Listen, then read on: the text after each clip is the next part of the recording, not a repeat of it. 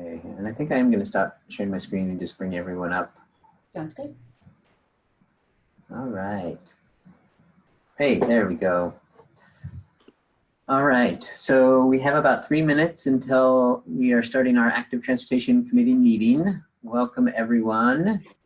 This is our first time using the Zoom meeting, Zoom webinar platform for our meeting. And so definitely bear with us as we make sure that everything is running well.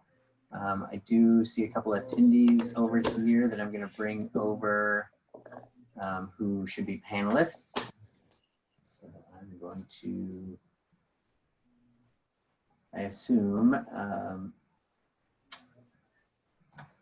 going to bring this person over and see if they want to be. I'm not sure. Let's see.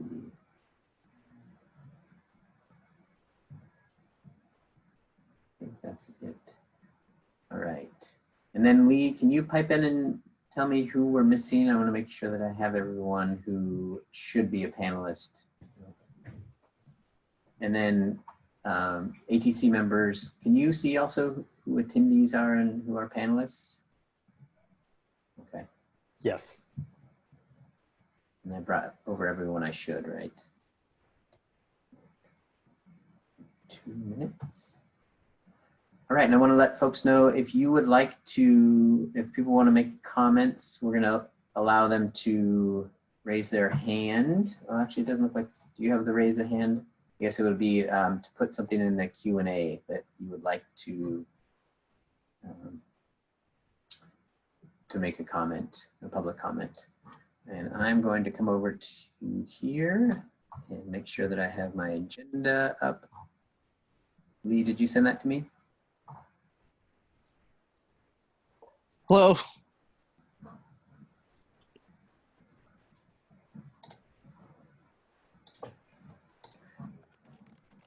Hey Lee, can you hop on for a second?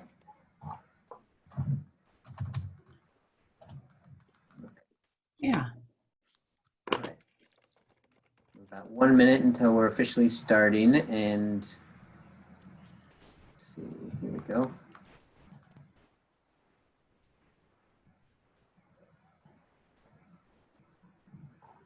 Great.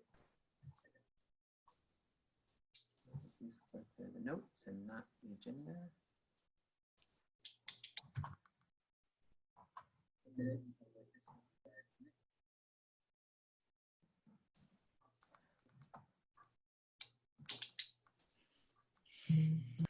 Yeah, Julie. We're at 5:30, so I'm going to let Julie do a quick little housekeeping piece to kick us off, and then I'll take over and get our ATC meeting going. Hi, everybody. This is Julie. Welcome to the ATC meeting this evening. You all who are on as panelists have the opportunity to mute and unmute yourself. You can turn your video on and off. If you have your video turned off, you will not appear on the broadcast. Please keep yourself unmuted unless you've been asked to speak or have raised your hand. If you need to raise your hand, click the participant button at the bottom of your screen. Click the 3 dots in the lower right-hand corner of that screen and choose Raise Hand. If you are an attendee, you should have a Q&A button. If you need to speak, you can type it into the Q&A, and Shane will be monitoring that queue in order of hands raised. That's all I have, Shane. Perfect, thanks, Julie. Okay, so once again, welcome everyone to our first ATC meeting via Zoom.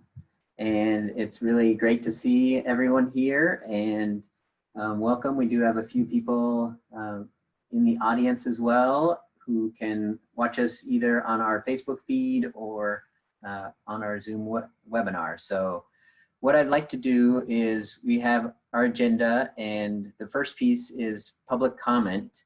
But before we do that, I just want to take a couple minutes and have everyone go around and just say your name.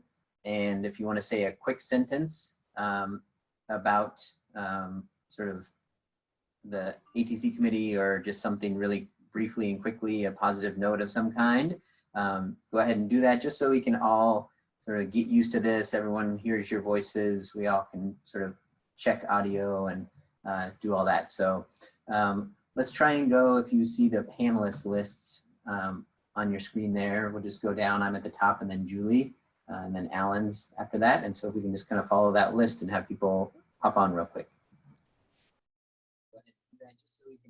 Hi, this is Julie. I am just assisting Shane tonight as his co-host for a while. This is Alan, and I have been thoroughly enjoying how much quieter the streets are the last couple of months.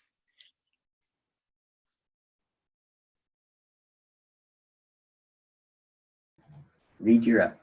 Okay. My order is different than yours, Shane.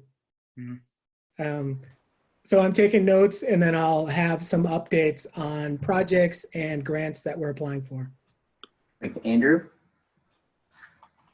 Hi, Andrew Martin from Lane Transit District here. I'll be talking about bikes on buses. Really exciting, two things I love, and excited to get your feedback. Also, really been enjoying less traffic lately when I've been riding around town. It's been great. Great. And I'm not sure, AP Narski. Oh, yeah.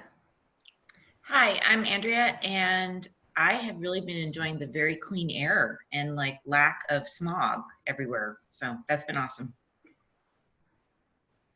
Daniel? Hi, I'm Daniel. I've been enjoying shorter commute, more time with my family. Let's see. Okay, now it's moving around. Grace. Hello, I'm Grace. I really miss my bike and walking commutes throughout the day, but I am grateful that I can attend many things back to back on Zoom from my home office. So I've just been in meetings all day today, and I'm glad to see all of you faces. And Marina? Okay.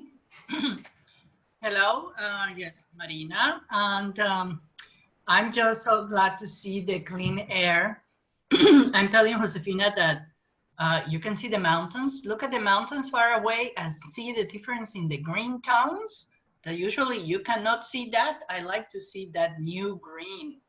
And another thing, I do medical interpreting, and now because of this, they are changing to probably telephonic, so I won't have to be driving that much. So yeah. Josh. I'm Josh Krasinski. I've been really enjoying the quality of lunch recently. Nice.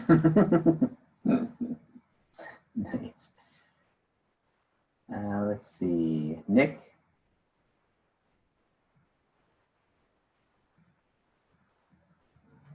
Oh, you're on mute. There it is. All right. Yep. Hey guys, how you doing? I got on a little bit late. I had to get the download to work, but I'm glad that it worked, and I'm here and hanging out.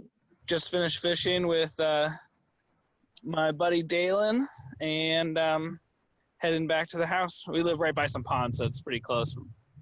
Got good enough service, it seems. Great. All right, Pete. Hi, everybody. Nice to see you all. I'm just kind of glad that my schedule is getting a little bit busier. I've been kind of been a little bit dull around here, so I'm happy that things are opening up. Julie. Hi, everybody. Julie Daniel, and I'm loving the empty streets, and I'm really enjoying seeing the construction along 13th. Steve.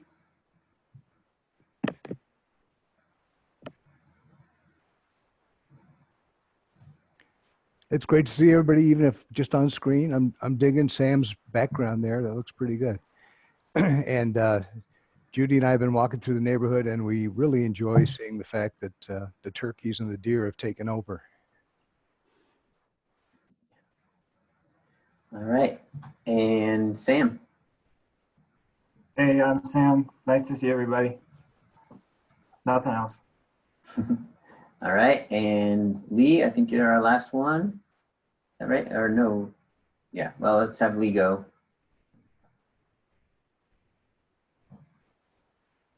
Maybe not. Robbie, I'll let you go. Hey everybody, I'm Robbie. I am grateful that I still have a job and I'm able to continue doing it. My dog is very grateful that I'm home all the time, giving him lots of attention. So that's worked out well for both of us. Lots of happy dogs and unsure cats. All right. Great. So far we have not received any questions. I'll just remind we have 6 attendees. If there are any attendees who wanted to make a public comment, you can do that. I'm definitely open if we have some time at the end to allow some time for public comment at the end if things come up. So let's see. Oh, it says there is a raised hand in attendees, Julie says, and I don't see where that shows up in mine. So, there we go. Oh, Seth, all right. Great. So Seth, I'm going to allow you to talk. So I'm going to turn yours on for a second here, and you'll be our first official public comment. Just a reminder that public comments are 3 minutes, and go ahead. Hi, this is Seth Sadowski. Most of you know me. I used to be on this committee. I just wanted to point out and make sure people are thinking about this. We're all spending way too much time on social media these days, and I'm seeing some cities taking over some road space for active uses. And I don't know if folks are thinking about that, but it would be really nice to see some relief from our crowded paths and taking some road space right now before too many of the cars come back. Thanks. That's all. Great. Thank you for that comment. Anyone else who would like to speak, go ahead and raise your hand. I can now see that piece, or put it in the Q&A. Seeing how we don't have any other public comment, we're on schedule. So I will move to the first item on the agenda, which is approval of the March 12th, 2020 meeting summary notes, our previous meeting summary notes. So we need to approve those, and Lee sent those out with the previous agenda. So if anyone has any changes, Reed is making notes.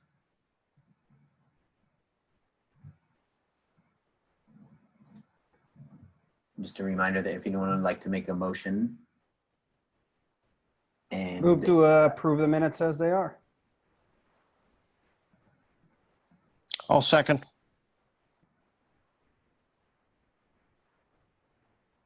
All right. Yeah, I guess this is a good point where we have a chair, but the chair isn't actually controlling part of this meeting, and so I'm facilitating as a staff person, but we do have a chair and co-chair, so I don't know how we want to run that aspect of this. If everyone just wants, if we want to just have everyone do their motion and second, and then do the thumbs up or thumbs down sideways. All right. Those. And Marina doesn't have video. Josh and Alan are unsure. Yeah, and so Yes. Marina. Have There video. we go. Have video. Yes. So I see Josh and Alan potentially needing some clarification. So if you want to chime in, and Josh or Alan. I wasn't at the meeting, so I don't think that I can really say whether or not it's accurate. Okay. Likewise, I was also not at the last meeting. Okay. Great. So no changes potentially needed, those who were in attendance. All right. And so seeing no blocking, we will say the minutes are approved. Next item on the agenda, we have bikes in and on LTD buses. And that's why we have Andrew here with us. And so Andrew, you get to test out our first presentation pieces. And have you, do you have a presentation, or are you just going to? I do, yeah. Oh, perfect. Let me So try you want to and share your screen? share this. There you are. We're looking at the wrong thing here. Okay. Oh, no. Do you guys see the PowerPoint? Yep, we do. Sorry, I got two screens and it looked like I was giving you Word docs instead of my Yeah, PowerPoint. that was an issue I was having. Okay, so That's great.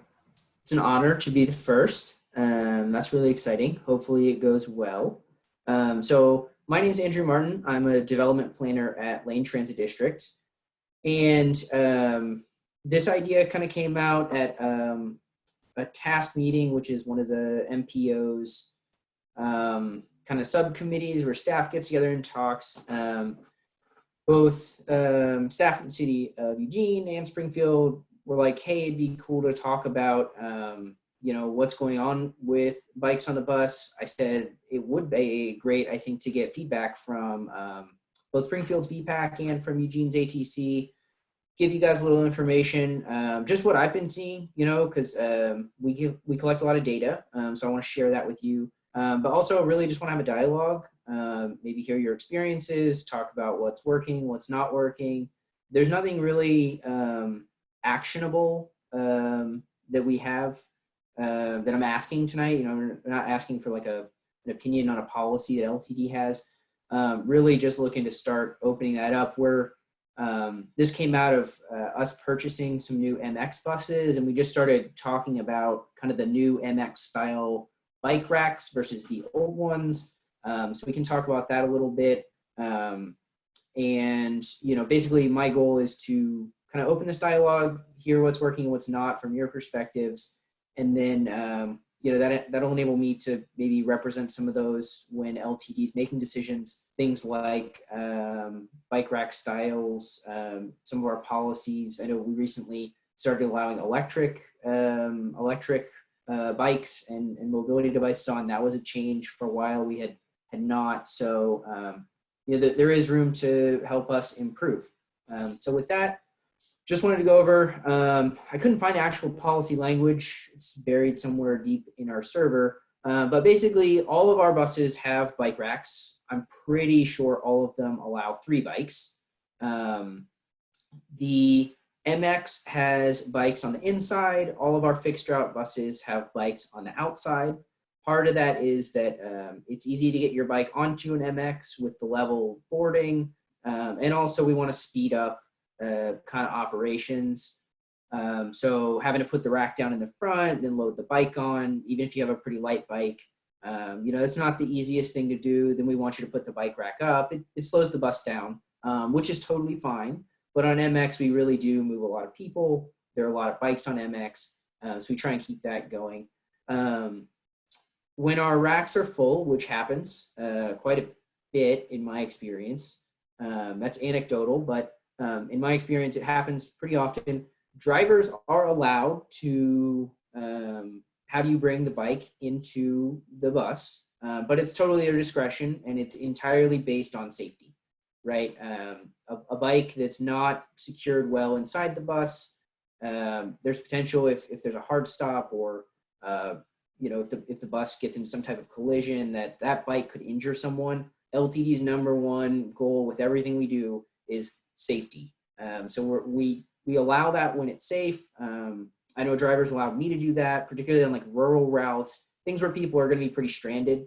They don't often do it on MX. You've got another bus coming in 10 minutes. But it really is up to the drivers, their discretion. We have a couple different styles of bike racks. On our fixed route buses, on most of them, we have this style of rack. You put your bike on and kind of loop a thing over the front wheel to secure it.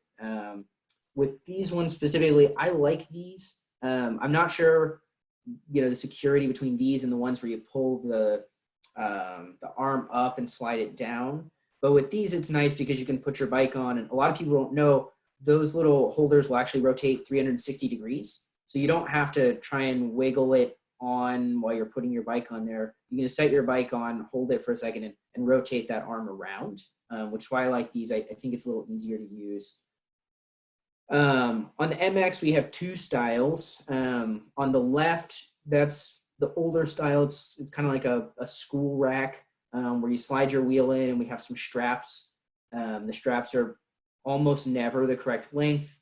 The straps are different on different buses. So I don't know how we set the strap length or who's responsible for that. But in my experience, you typically have to do what this person's done, which is wrap it around a few times and try and figure out what part of the bike is going to work best for wrapping the strap you grab. The newer ones are called spin lock racks. That's not actually an MX bus there on the right, but that's the style that we have. And there are a couple of changes with our newer MX buses. They have this style of rack, but also there are two bikes on the left side, on the driver's side, and one bike on the non-driver's side, which is a change. On the older style, we have a bench there. The reason for moving to this style of rack is partially based on some configuration with how the bus is set up. We can't have a bench there either way, which enabled us to have an opportunity to change the bike racks. The idea being, right, that if you've ever been on one of the older style ones, doing the whole bike shuffle with people getting on and off, it's kind of a headache when you're on the inside and two more bikes are on there and you're trying to get your bike out. So we went with these other racks that basically all the bikes can move independently. Though I have heard that with different sized bikes, maybe less standard, not if you don't have 26 or 700C wheels, they can be a challenge. I've heard that, though they are somewhat adjustable.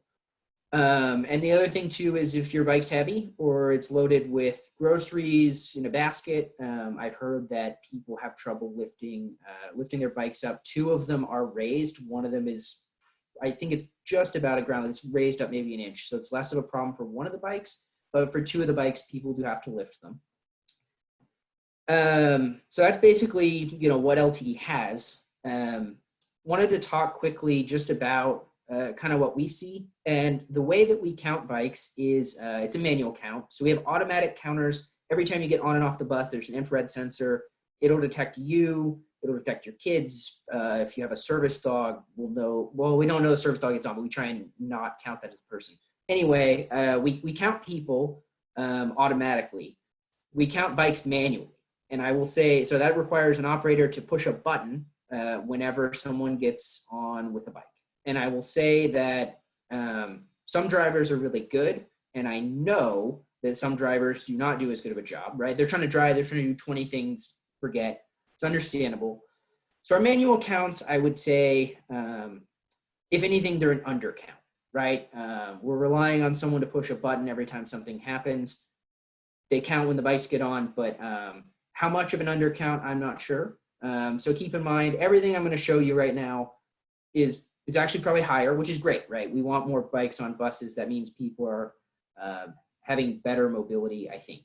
So depending on the service type, on weekdays, we have a little bit more than 400 bikes getting on the bus every day. Saturdays, more like 250, Sundays closer to 200. When you look at that, though, you have to remember that our service hours are very different on those day types. So if you kind of normalize that for service hours, Sundays actually bikes are maybe like the most important. And I say that because it's actually about 50% more bikes per boarding. So for everyone that gets on the bus, it's about 1% on weekdays, about 1 out of every 100 people's using a bike on the bus. On Sundays, it's about 1.5 people. So it's still a relatively small proportion of people taking their bike on the bus, but it's quite a bit more per person getting on. Saturdays are kind of right in the middle. So as you'd expect, there's some seasonality to bikes on the buses. Not sure why January is so much higher than February and December. But it's kind of not surprising that as you get into the summer months and as school comes back into session, but it's not too rainy, we do see quite a bit more bikes per month. This is both 2018 and 2019, and then divided by 2 for each month, trying to get a little bit of an average. It's also not evenly distributed per route. So going to try and explain this. Bear with me. I know there are a lot of dots and lines and numbers squished together. So what this is showing is the number of boardings. So the x-axis is the number of boardings on that route in a typical month. And then the y-axis is the number of average bikes in a typical month.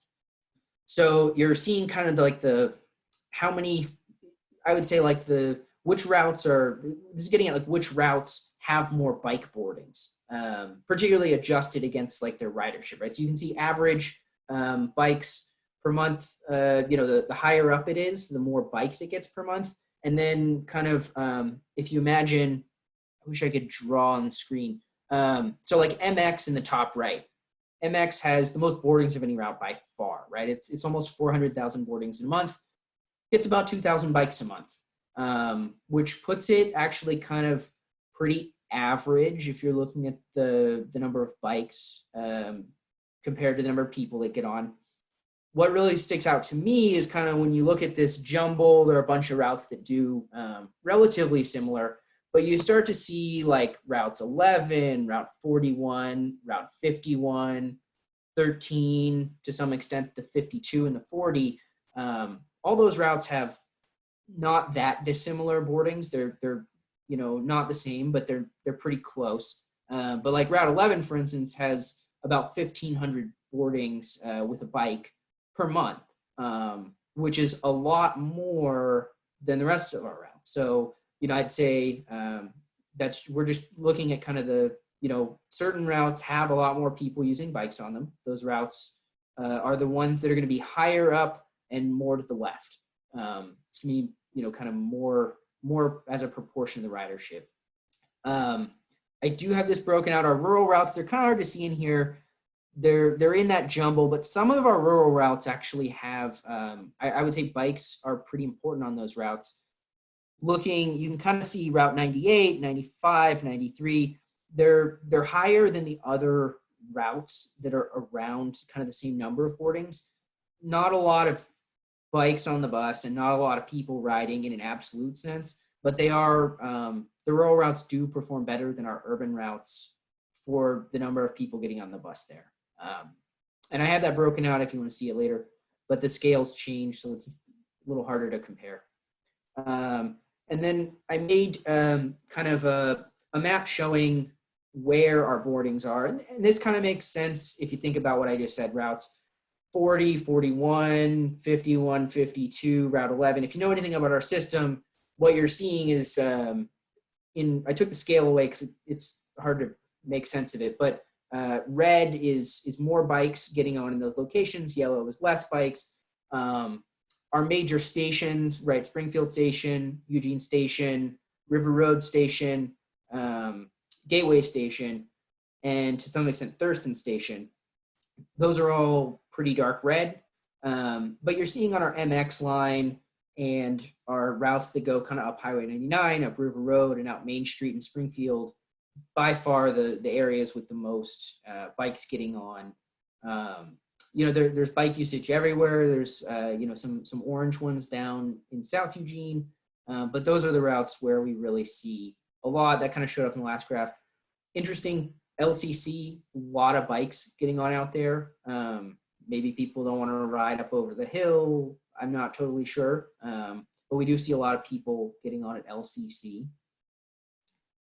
So that's kind of what I got. That's kind of the trends we've been seeing over the last couple of years. So really just wanted to, I think, open up a dialogue for the remainder of the time and just talk about, your experiences, what's working, what's not, give us feedback on the rack styles and anything else you guys are looking to talk about. I'm happy to talk about anything LTD related if you want to transition after we talk about bikes. Thanks.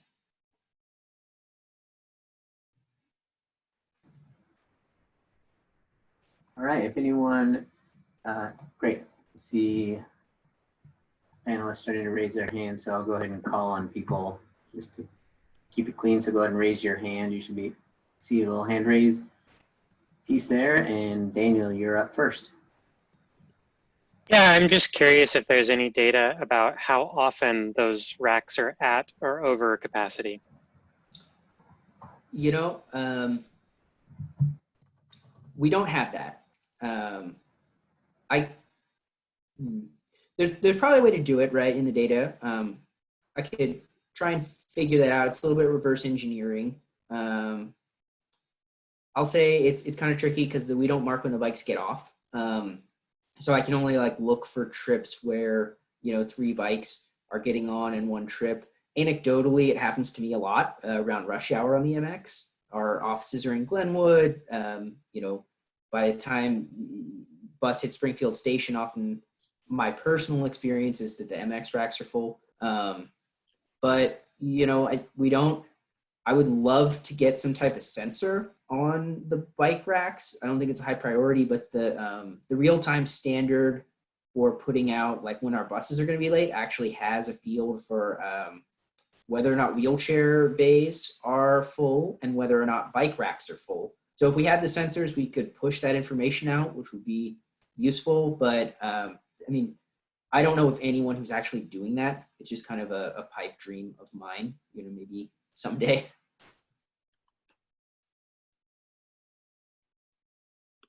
Josh, you're up next. Yeah, Andrew, I was wondering if you had any information from your origin or destination surveys that spoke to people's experience with bikes on the bus and what they're using them for? Short answer is yes. We ask how people arrive at the stop. We don't ask whether people take their bike on the bus in our origin destination survey. So I guess stepping back for everyone's information, every 4 years or so, LTD does a big survey to capture demographic information about our riders. And we also ask like where you got on the bus, where you're going, which stops you used, which routes you used, how many buses you take, trying to figure out, you know, who our riders are and what they're doing on the system. So we do ask about whether or not you took a bike, like how you got to the stop. Good number of people, though not any kind of, you know, I don't think it's double-digit percentage. I can look up what it was in 2015. We're still crunching the 2019 numbers. But a good number of people do use bikes to get to the bus. We don't ask about whether they got on the bus with their bike or not. You know, you could have locked it up downtown and ridden, or who knows.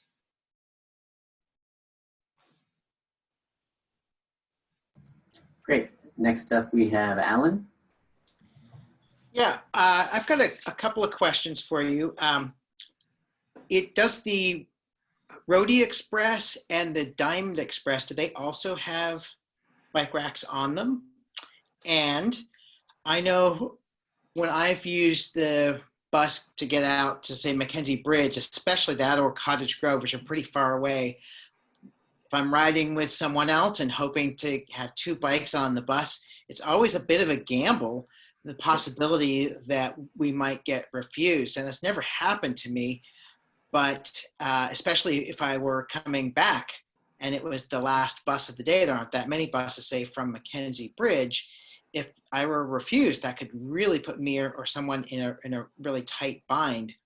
And I've heard of it happening, although it hasn't happened to me. I'm wondering if you all have ever considered some kind of reservation system for the rural routes, so that anxiety isn't a factor. Yeah, no, that's definitely a concern. So let me go in order. I believe that the Roadie Express does. I've never done that. The Diamond Express definitely has a bike rack. There are a lot of really fun ways actually to take the bus up and ride back to Eugene if you want a fun and hilly ride. Get in contact with me. I know some good routes, but the Diamond Express does.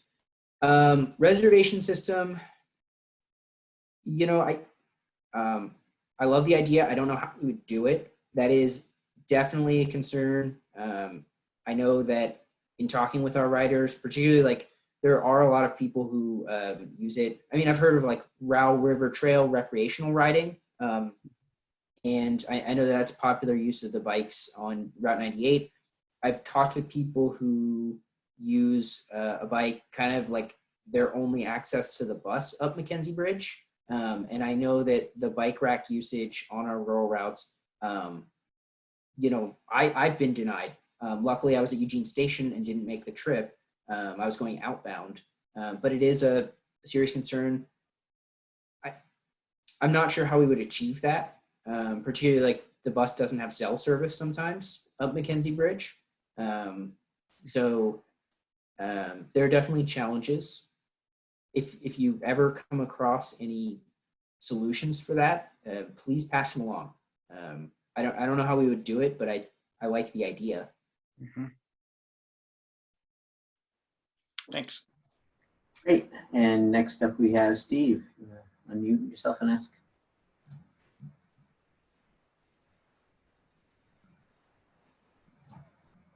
Andrew, I really appreciate this presentation. It's great information. And I can just anecdotally, I can confirm at least my own experience because I've used 81 a lot to get up to the top of 30th Avenue and because it stops at Spring. So that's great. But yeah, it's anecdotally, the racks are often full. But I was not surprised to see that 51 and 11 were heavily used. And I guess that sort of, it's almost confirms a suspicion, which is that there's a need for commuting, using the buses to commute with the bikes.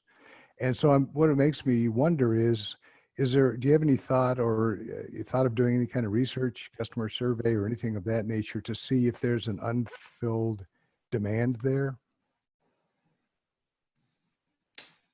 Can you, I'm thinking, I guess, can you describe to me what you mean by unfilled demand? Well, are there people coming from Santa Clara, Thurston, or even as far as Veneta or Coburg? Is there a demand for, I'd love to commute to work and take my bike and commute, and then I'll use my bike around town, except that there's not enough capacity or the routes are not quite convenient enough? Yeah, no, I'll say, I know there's demand. I know of an LTD employee actually who takes the bus from Cottage Grove and would love to ride her bike, but doesn't trust that the racks are not going to be full. So I'll say we haven't done any customer surveys, but I know that there's unmet demand because the racks are always full. And out of a small number of LTD employees, I know at least one person who has that exact problem. So yes, there's totally demand. One of the problems is, 3 bikes on the front of the bus is kind of as much as we can do and keep the nose of the bus still making all the turns we need to make. A lot of the racks used to be 2, and then we found a way to go up to 3. TriMet doesn't have 3 on most of their buses. I think only their newer electric buses have 3. Most of theirs have 2. So we're doing better than a lot of the industry. The solution for that I've seen for like recreation destinations has been a bike trailer, but it's I think it's hard to imagine pulling a bike trailer behind all of our buses. If there was that kind of demand, maybe we should do some customer surveys. I don't know, but I'll say yeah, there's definitely demand. Okay, thanks. All right, and Josh, another one? Yeah, coming in for a second round here. And then just real quick, if anyone else has questions, there should be a button on your screen to raise hand. So go ahead and if you click that, then I know that you raise your hand. But I see you, Marina, that you're up next. If she wants to go first, I've already had a chance to talk, so. Okay. So my experience in the past, when I used to ride my bicycle a lot and also ride the bus and EMX, was that always from Eugene to Springfield, the EMX was full, and I had to wait several times to be able to place my bicycle in the bus, in the EMX. And from Springfield to Riverbend, usually there were just like 2 bicycles. Coburg Road has some demand also for racks, but not as much as from Eugene to Springfield. But about the racks, I like the classic style. You can put 3 bicycles there and they go straight from front to back. The other system that you have to raise your bicycle, the tires fit very well, grab very well into that mechanism, but also makes it difficult to put it on and take it off. Takes time. I saw many times people rather not work on trying to raise that mechanism and put the bicycle. That is not that easy. And we're standing with their bicycles next to those racks.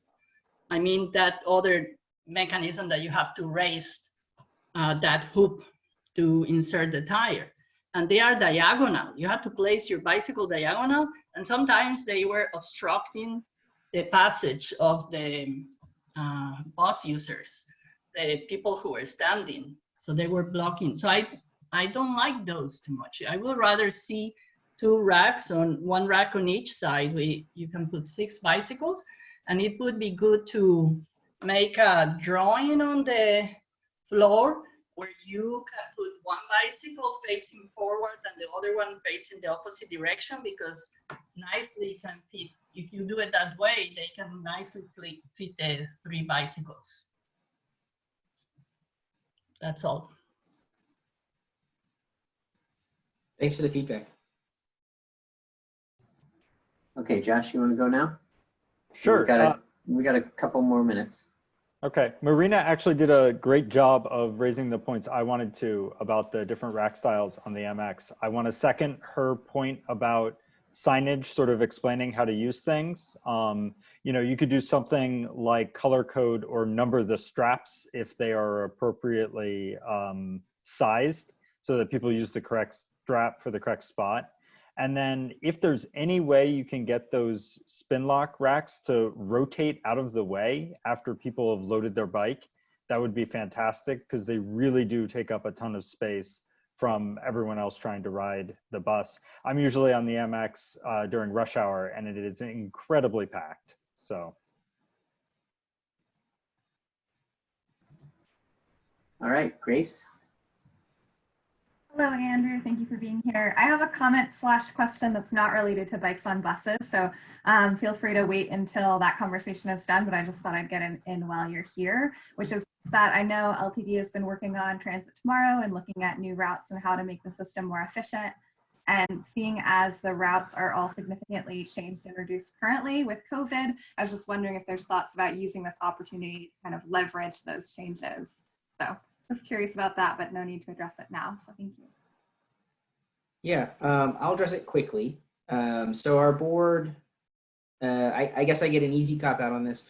Our board has asked us to pause all of our major projects and not do public engagement on Transit Tomorrow, moving ahead, basically anything that would require board action. They've asked to pause that. So right now, we're just trying to figure out what level of service is appropriate to meet our community's needs. If they want to start engaging in potential, route changes. Right now, we're not operating really anything but MX frequently. So we're pretty far away from what Transit Tomorrow, we're pretty far away from our normal system. And if they want to start engaging with that conversation, I think staff would be happy to, but right now our board has asked us to kind of pause on all of that.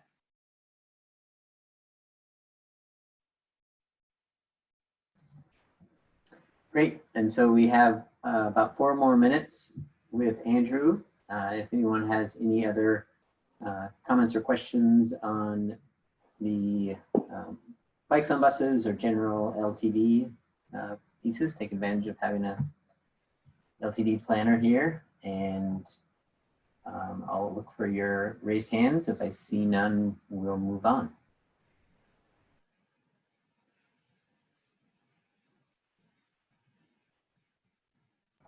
All right, Alan. I just wanted to say, Andrew, that my experience consistently with the drivers is that they've been very understanding when I've put my bike on the racks, that they have been patient, they've been helpful if I've ever had any troubles or I've never, I don't think once, had a problem where the drivers haven't been accommodating. So if you can pass that on, I really appreciate it. Definitely, I will. That's what we want to hear. Yeah. That's great. I'm glad your experience has been positive. Yeah.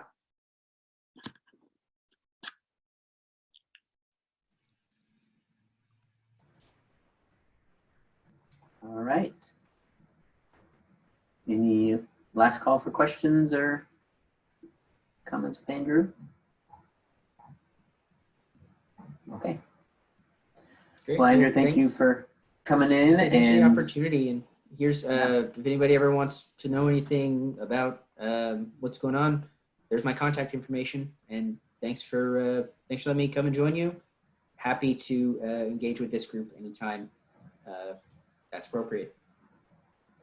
Great. You want to turn off your screen share? I could probably do that, but I don't know exactly where.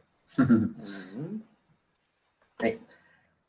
And then I'll move us on to the next item on the agenda, which is a transportation options update. And so we have quite a while for this, and I don't have any presentation planned. So I'm just going to freeform some discussion around what's happening in the transportation options world. There is a lot happening for sure. And there's some pieces that are in flux enough that I probably won't talk too much about them, but I will talk about as much as I can, and as much as you might have questions on. So I think one of the first pieces that I'll talk about is our Smart Trips program. And our plan was to do a Smart Trips downtown program that would include our usual programming done in a little bit different way, focus on our downtown businesses. We were ramping up to do a survey and all of the pieces that would make up our programming, and wrap up with a Sunday Streets event in September and a post-survey to sort of see how everything worked throughout the year to change people's transportation mode share to more people walking, biking, taking transit downtown. It was going to be a beautiful success. And that obviously has changed dramatically. No one is going downtown, or very few people are going downtown. And so we were working on what our program was going to look like and have been adapting some pieces of it. We have changed, we are moving ahead with actually a transportation survey that will be COVID-19 related. So we'll be, I'm working with some University of Oregon partners, the ones that we were going to work with to put out this pre-survey. They've adapted their study and are going to be doing a sort of how did you get around pre-COVID? What are your transportation looking like now? And what do you think it's going to look like after? Asking some, mobility and transportation options questions, sort of see where they might fall around telecommuting and thoughts about active transportation and transit, as well as sort of shifts in work from home, shopping, errands, kids, all those pieces. So that should be really interesting. It's going to be focused on Eugene, but is going to be sort of put out to the region.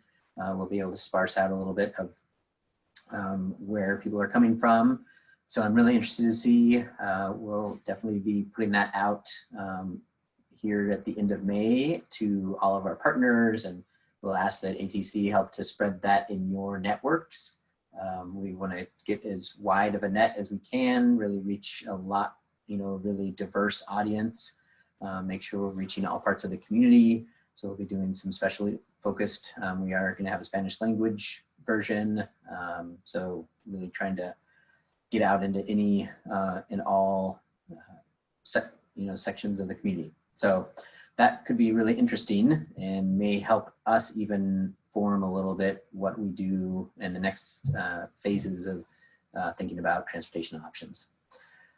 And then last Thursday, we heard from the governor that there would be no large gatherings through September, and Sunday Streets certainly fits in that of large gathering and in September. So that sort of made it official. We were thinking of how were we going to adapt to this, and were we going to try to do some altered Sunday streets.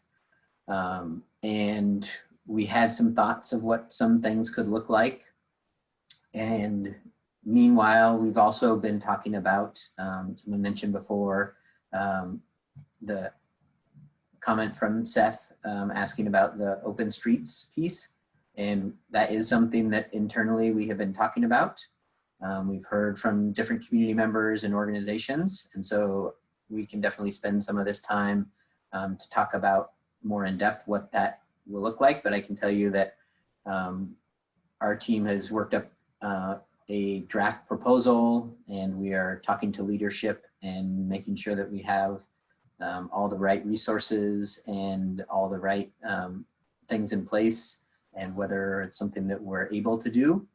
And so if it looks like something that we can pull off with the resources that we have and around staffing and support and all of that, then I'm hoping that that's something that we can do, and maybe even shift sort of this Sunday Streets Smart Trips focus onto a more slow streets programmatic piece that is spread throughout the city. So we'll see how that evolves.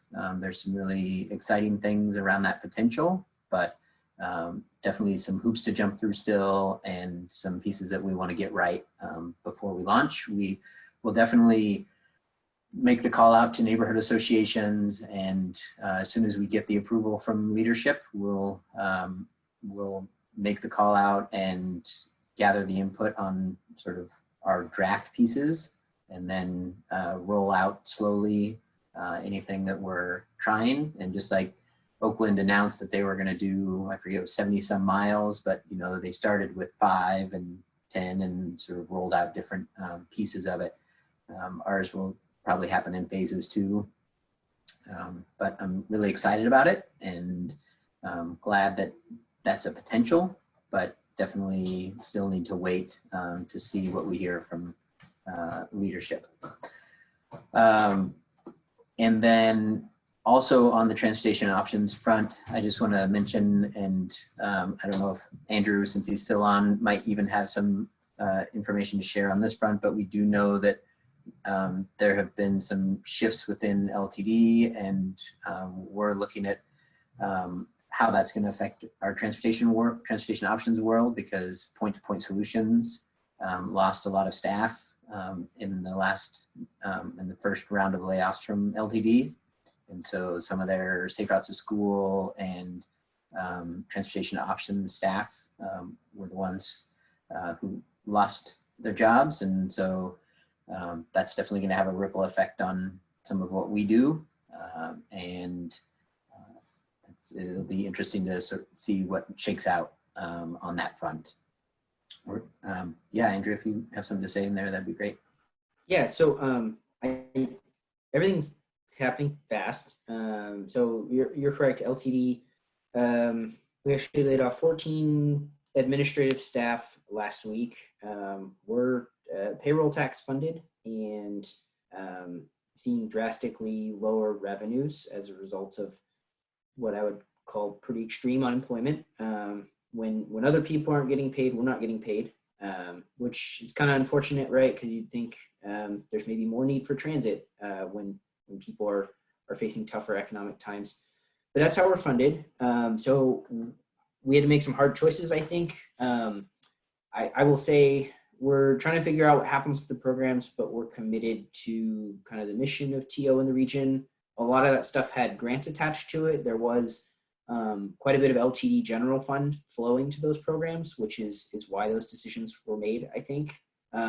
We're trying to figure out what makes sense for LTD to do and how we can work with our partners regionally to keep those programs going.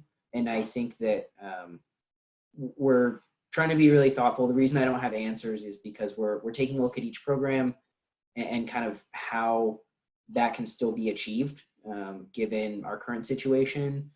So what I'll say is we're still extremely committed to transportation options in the region and making those programs work in some fashion and you know, certainly fulfilling all of the obligations of the grants and finding ways to do that with our partners, right? Because LTD and the city of Eugene and the city of Springfield and LCOG, we all work together to make those programs work.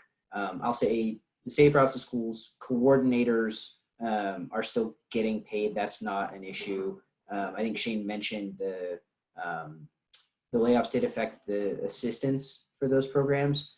So there's a little bit reduced capacity in Safe Routes to School right now.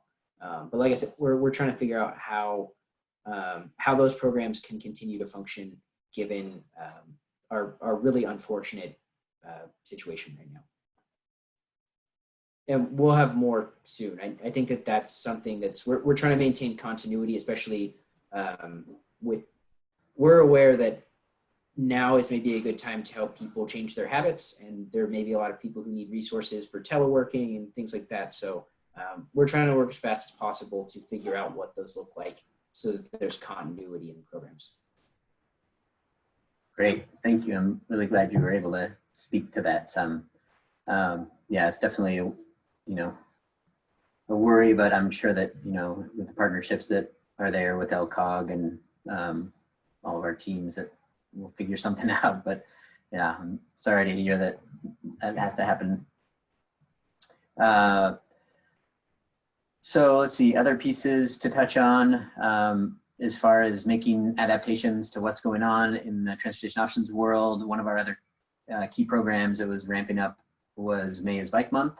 And we have definitely shifted some of what we're doing there. We followed the League of American Bicyclists lead on making May is still Bike Month and encouraging people to do virtual events and to host rides that people could do on their own with physical distancing.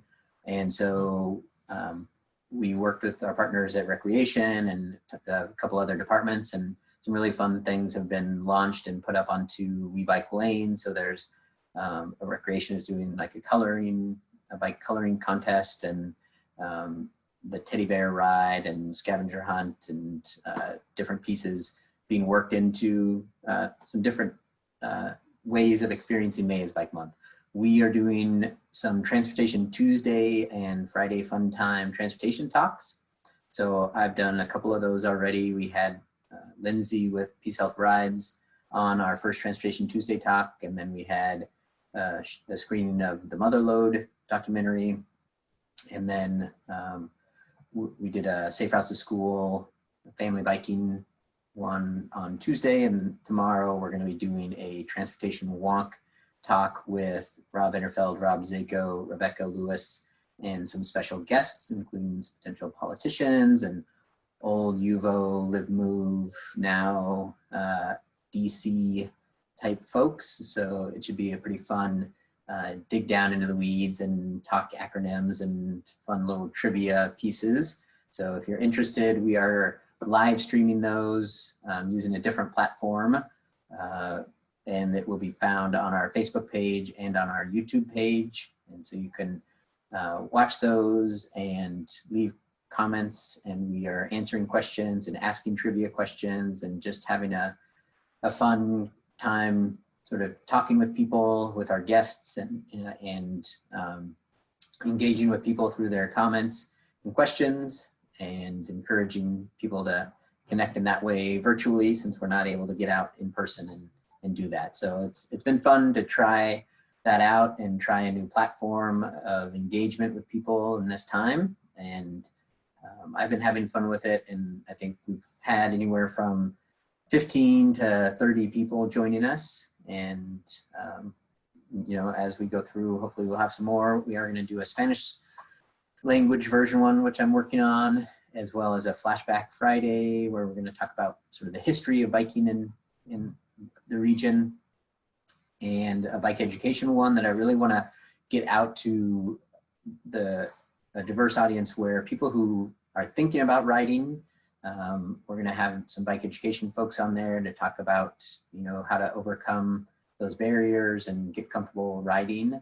Hopefully we'll be able to talk about, getting out on slow streets and trying to ride. We definitely heard some stories of people out there with their kids, teaching them to ride out in the street, in parking lots. And we've definitely seen some new riders out, and I've been hearing from bike shops that sales are up and lots of maintenance happening. So that's encouraging.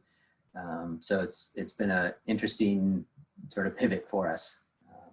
So that's been good, and I hope that after May is Bike Month that we'll probably continue doing some of those, maybe focusing on transit and doing some walking and different sort of transportation talk events where we can engage the community and talking about our projects and those kind of pieces. And so it might be fun to have, you know, the ATC program subcommittee come up with some ideas of how they might want to use this platform as we figure out our new programs in this new world and in the transition time. So happy to talk more about that. And then one other piece to touch on as well, as I mentioned, we had Lindsay on with Peace Health Rides, and that's another one that just to put the call out there, because we don't know a lot, and so I don't want to say a lot, but I do know that there are some potential shifts happening and some things happening with Peace Health Rides that they are continuing operation, but just sort of keep your ears to the ground about some potential changes. And I don't know if Reed, you have anything specific you want to say about that, but yeah, just that that there are some things happening with Peace Health Rides. If you hear from any of their staff, they did have some layoffs, and there was a acquisition of Uber and Lime, did some transfers of big monies and capital, and that's, I think it's affecting our local bike share, which is a very successful bike share compared to some of the ones that made that transition. So we'll be hearing more about that in the coming weeks, and I just wanted to let ATC know that that's something you'll probably hear some buzz about, and I'll try and keep you updated sort of as we have information, but at this point I don't want to share more than I actually know because I don't know a whole lot, and so I don't want to put out too much, but just to let you know that that's something that you'll probably be hearing about that could have an effect. We do have, and I don't know if this is on the agenda, but maybe it's under project update, but I'll put it in here too, is that there is an RFP process that is going through review for e-scooter pilot program, but we don't have any definite timelines now. We're just sort of waiting to see what happens with everything else. And so that is still slowly moving forward, but it hasn't made any major jumps as far as I know. I don't know if you have anything more to read on that one either. Nope. Okay. And then finally, and then I'll open it up to questions if people want to raise their hands, that we do, I do definitely still plan, and I talked to the program subcommittee about this, want to do in this transition time. I know that Safe Routes to School is looking at their strategic plan, and University of Oregon hasn't finalized their active transportation plan yet, but it's almost there. I think it's going through the bureaucratic pieces. Josh, yes. And I think it's a really good time for us. I had already talked about looking at our active transportation, our Move Huge active transportation strategic plan, about what we're going to be doing in the next few years.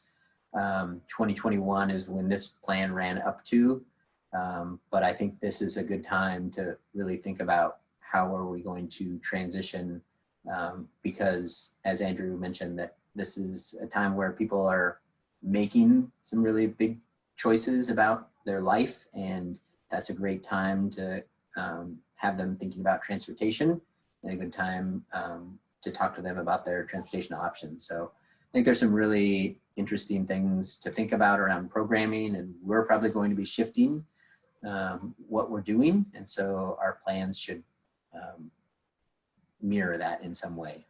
So I'll let Josh speak. He's got his hand up, and I just wanted to mention on our strategic plan, it is almost finalized, and unfortunately it is now woefully out of date, because, you know, like many people, many organizations in the region, we had plans for the future that are now not going to be in the near future at the very least. And so you guys may see exciting things when that comes out, but I'm not really sure what our capability is to deliver on a lot of the stuff we put in there. Hopefully long term we can still do that, but the next couple of years are going to look dramatically different.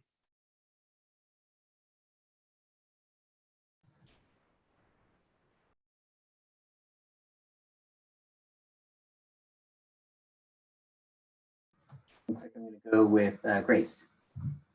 Hi, thank you. I was just wondering if you're willing to or able to share the Slow Streets draft proposal with the ATC, and if it's not now, maybe once you get more indications from leadership, but I'd love to see that whenever it is available to be shared. Yeah, I will definitely, ATC will be one of the first groups that we bring this to, and probably it'll happen before our next meeting. So as soon as I get the okay from leadership, we plan to make a call out to, and we're already talking to some neighborhood leaders just about the idea, but the specific route and those pieces, yeah, I don't, yeah, I will definitely let ATC know first.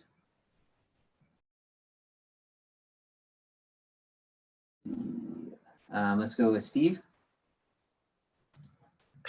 Yeah, I just wanted to let you know I've watched both of your bike month presentations. The one this last Tuesday and the PSL rides the week before, and thought they were really well done. And I kind of encourage people to kind of tune in, and I really learned a lot about the Safe Routes to Schools, which I really didn't know much about. So I just want to say that was you know, thumbs up and well done. Oh, thank you. Yeah, thanks for tuning in. All right, Steve. I'm gonna unmute you. There you go. Shane, I think you, I guess I got the answer to my question when you answered Grace's question, but I was just going to ask when you anticipated going to leadership. It sounds like it's going to be in the next month or so on the slow streets. Yeah, it's gonna. I mean, it's at leadership now, and they're reviewing it. Okay. So great. Yeah.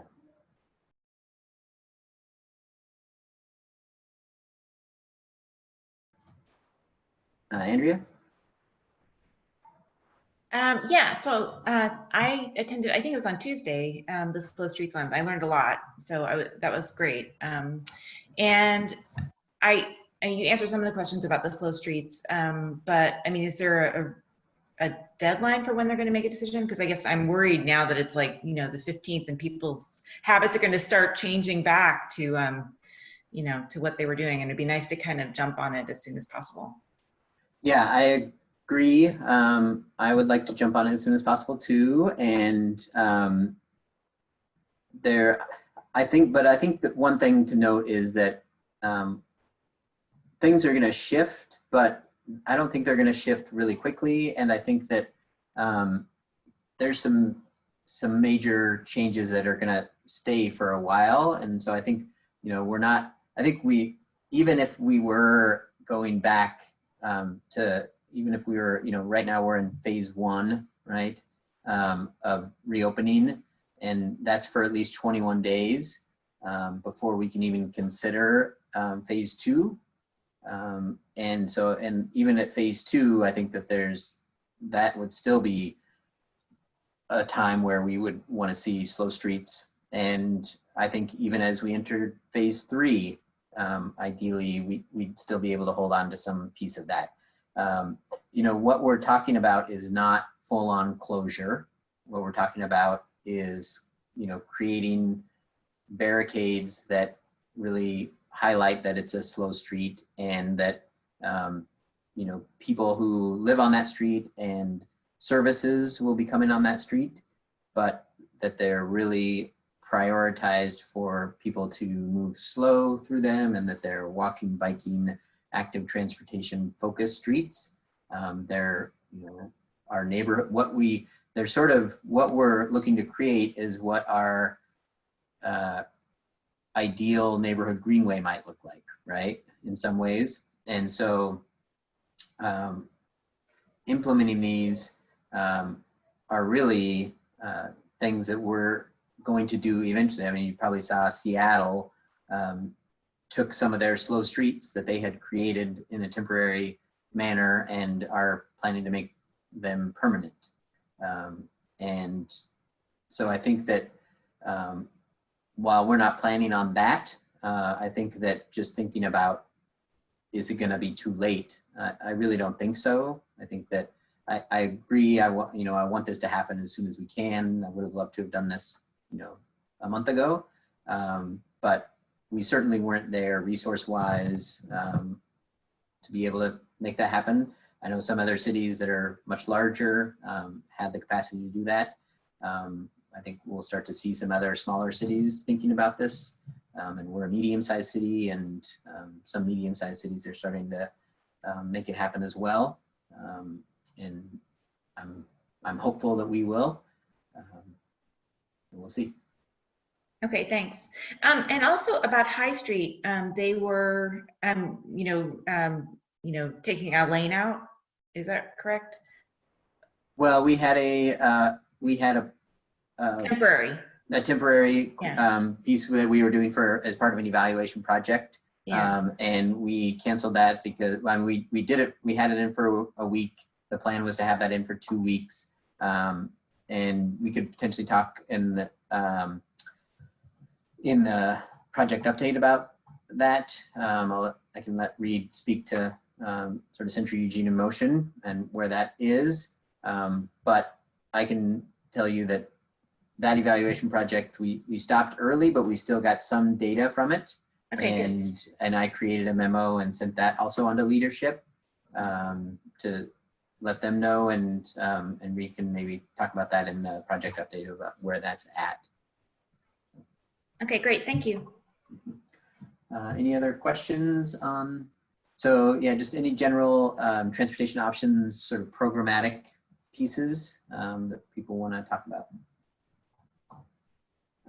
Looks like Grace again.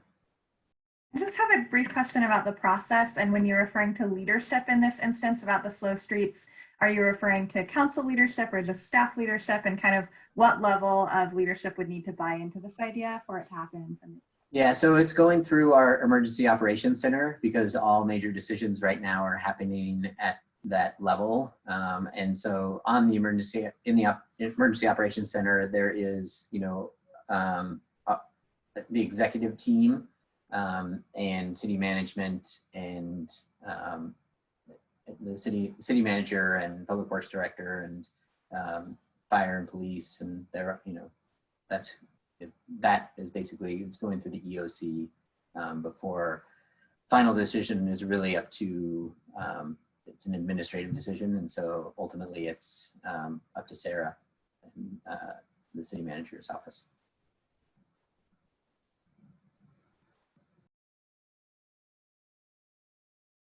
I mean, Josh. So this is actually a question for the committee. It seems like there's a number of us here who are interested in seeing this happen, even in advance of seeing it. Do we think it would be a good idea for the committee to endorse the general idea in advance of seeing a specific proposal? And perhaps that might help sway leadership a little bit?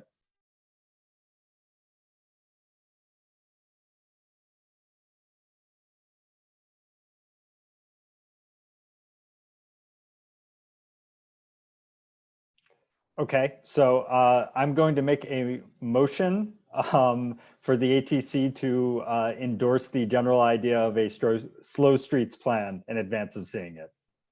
I'll second that.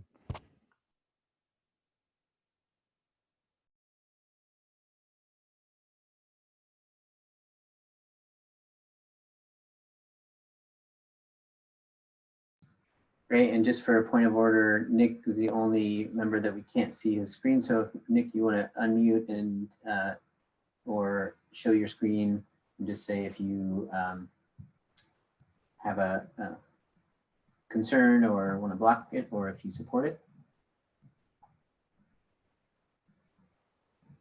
Looks like he might not be able to. I'll Yeah, he may be MIA with kids. Yep. Yeah, I can send him a private message. So looks like we have consensus with those present.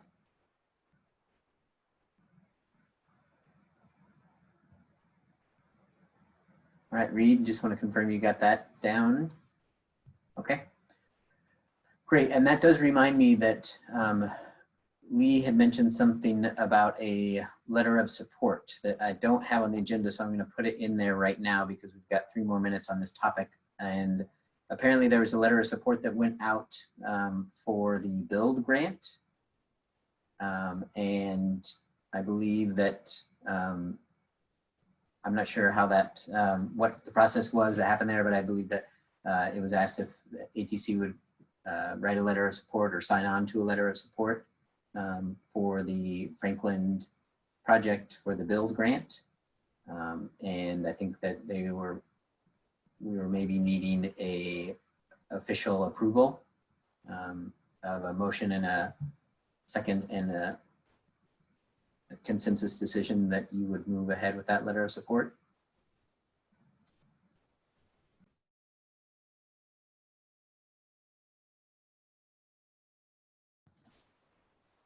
Oh, Josh, you're on mute if you were sharing that. Oh, I was just saying I made the last motion, so somebody else should. Just to make sure that, was that something that was communicated to you before? Have you seen that in an email about the letter of support?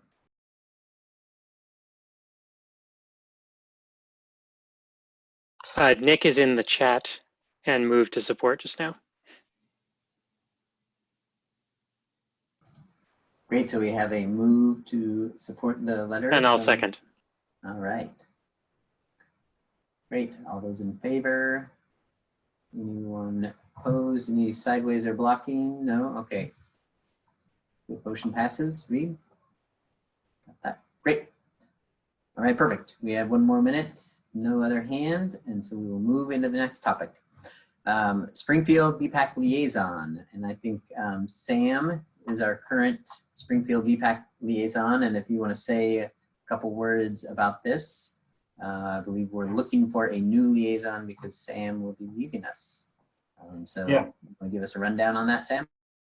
So next June meeting will be my last ATC general meeting, at which point you will need to replace me as the current BPAC liaison. BPAC isn't currently having any meetings due to COVID, but when they do start having meetings again, we're going to want an ATC member to go to those meetings.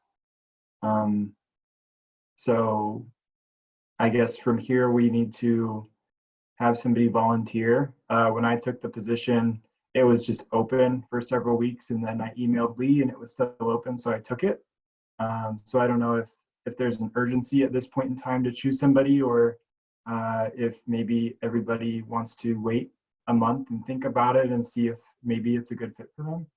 I personally found it really enriching to go see what Springfield was doing.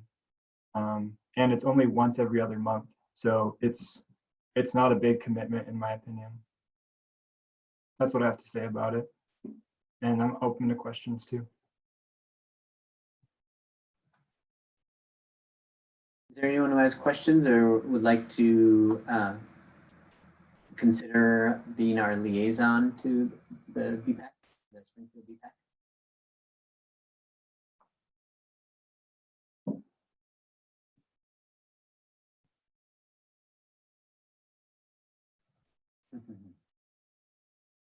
Is there anyone who lives in Springfield or near Springfield or works in Springfield?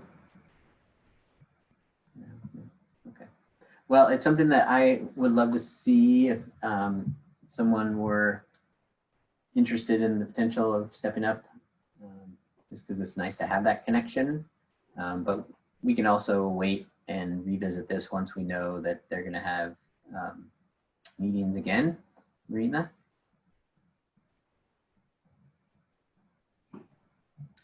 Yeah, I am a little somehow interested because I want to get more involved with this walking group with the Springfield community too.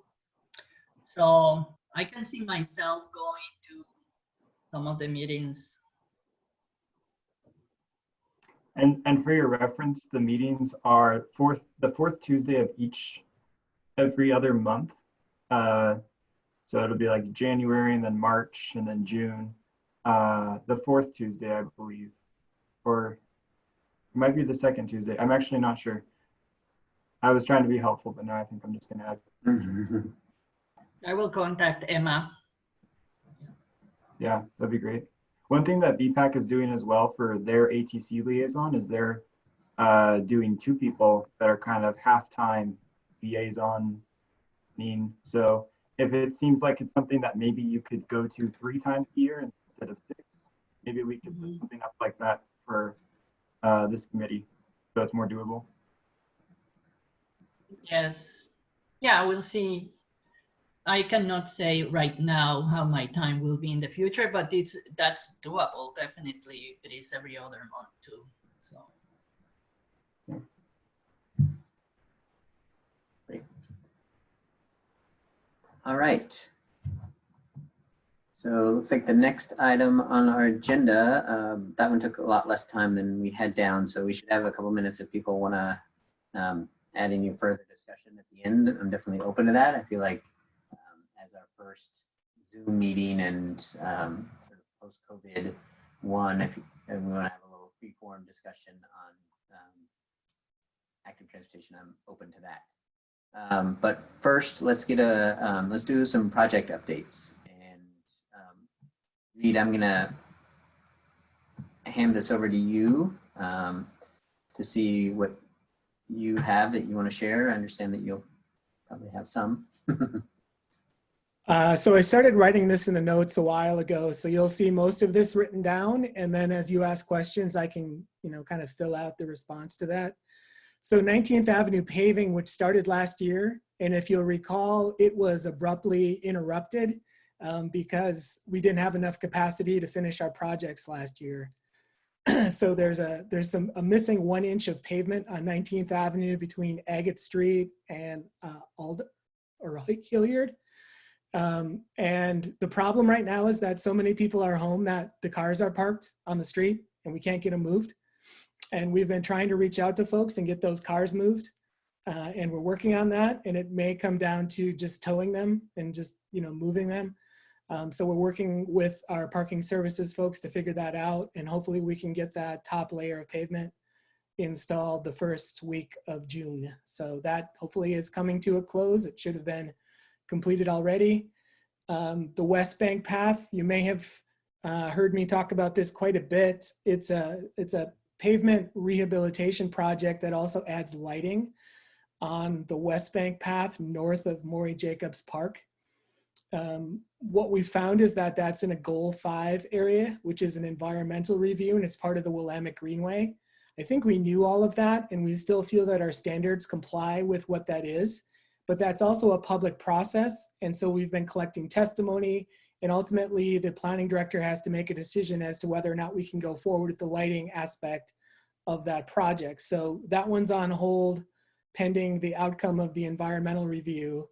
There have been a lot of letters submitted from folks in River Road who do not want to see this path lighted at all.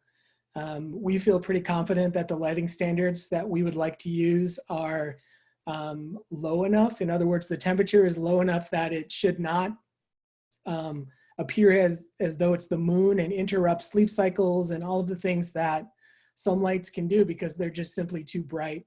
We're working on a lighting standard along the entire Willamette corridor that is appropriate for environmental corridors, and so we think that this will be okay, but that is holding up the construction process on the West Bank path, and I'll let you know when that is approved or if we need to make changes.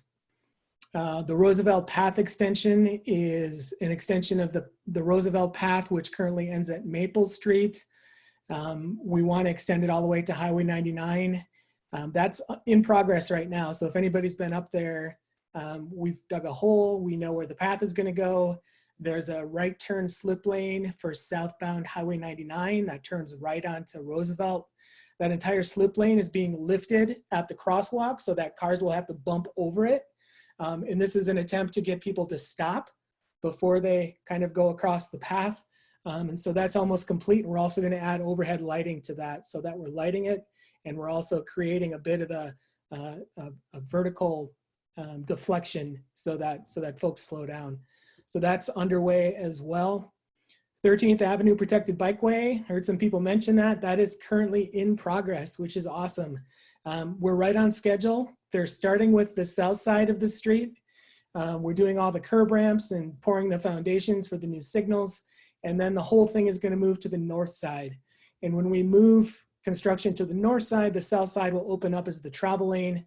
And then we'll start to be able to work on the bikeway, which is located on the north side. So everything that we've done so far has nothing to do with bikeways yet. It has to do with ADA compliance, getting those curb ramps set, and figuring out where the poles are located. But we're on track, and hopefully starting in June, we'll move to that north side and we'll start the bikeway. I want to remind folks that while 13th is under construction, that 12th Avenue is the detour. So when I hear from folks that say 13th is really hard to ride on right now, it is, because we didn't provide anything for you to ride on 13th. If you want to take a travel lane, you can do that. Traffic is pretty slow. I tried it once, it's okay. But 12th is a lot easier. So I would just encourage you to identify easier ways to live instead of complaining about things that are easily solvable. Just my opinion, but you know, just words of advice there. And I'll make a real quick note that there is an improvement in that right now you can ride 12th all the way to Hilliard. And when you get to Hilliard, there is a two-way protected bikeway to get you to 13th. So go try it out. I rode with my kids. There's still some refinement we need to do with it, but it's there. So the 12th is a better connector than it was. And I will also just add that that is one of the streets we're looking at for slow streets, and it will hopefully be even better. So exactly. So the detour itself is something that we spent a lot of time thinking about. We signed it. There is that two-way protected bikeway on Hilliard now that connects 13th to 12th. So try it out. I think you'll find that it works. If it doesn't, Shane's already identified that we have a signal problem there. We've got temporary signals throughout the corridor, and we didn't get all of those right. But the only way we'll find out is if more people start using it and let us know how it's going. So I'm pretty happy with the progress on that. And so far, everything's okay. Willamette Street, where things are not okay. So the south end of Willamette Street is one that was supposed to happen last year, if you'll recall, and it was delayed. And most of that was because of right-of-way acquisition that we had to do for ADA access. The bids came in on that project, and they're about $1.5 million higher than we thought they would be. And because we've got so much federal grant funding in this, we have to go back to the Oregon Transportation Commission and have them approve the new cost scenario, even though we're going to pay that overage with local funds. So that's a bit of an administrative nightmare, and we're trying to get on their agenda and be able to move that project forward. But right now we're in a holding pattern until we have approval to begin construction. So that's too bad, but we're trying to get to that as soon as we can. And I'm hearing folks say it may only take a couple weeks. So I hope that that's accurate.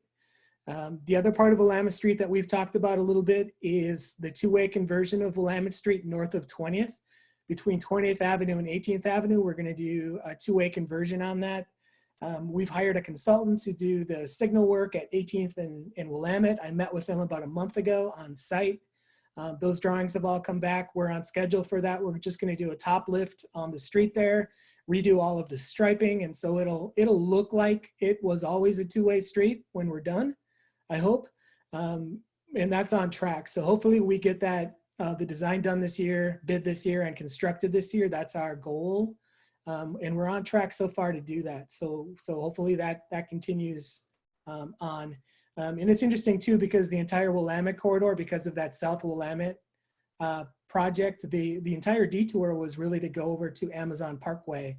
And it would be nice if people were starting on the south end that they move over to Amazon Parkway and they stay there for that entire duration, because that would get them all the way past the Willamette Wiggle, where they have to move on to 20th right now. So we've got two projects on that Willamette corridor that would work best in tandem, just from a detour perspective. But we'll take that as it goes, and hopefully that'll work out okay. Northeast livable streets. If you are an old timer, been on the ATC for a while, you've probably heard me say Northeast livable streets. That is a neighborhood greenway project in Northeast Eugene, the Cal Young, Northeast, and Harlow neighborhoods. And it started out as a neighborhood greenway project where we were going to do bicycle wayfinding signs and shared lane markings and enhanced pedestrian crossings and the whole nine to make that area of the city really connected. Because what we found was that even though there are bike lanes on all of the arterial streets like Cal Young and Coburg and Gillum, those aren't comfortable places to ride a bike. And so people were using the local street network to bypass those busy arterial streets, and they should be able to do that. The problem was when you got to an arterial street, that crossing is very difficult. And a lot of people, that could make the whole route not work for somebody.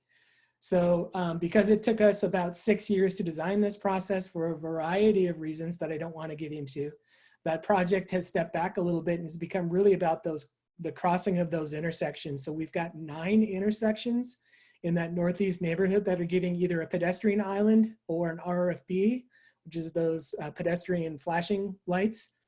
And that project is almost ready to bid. It sounds like we've got one little thing to do before we can bid it. And as soon as we do, that'll go, and hopefully that'll get constructed this year as well. Nice little bonus project that I wasn't aware of, but I got contacted by our stormwater folks. They have to replace a pipe by Tugman Park. If you've ever gone through Tugman Park and wanted to connect between 39th and Donald, there's a little connector between there.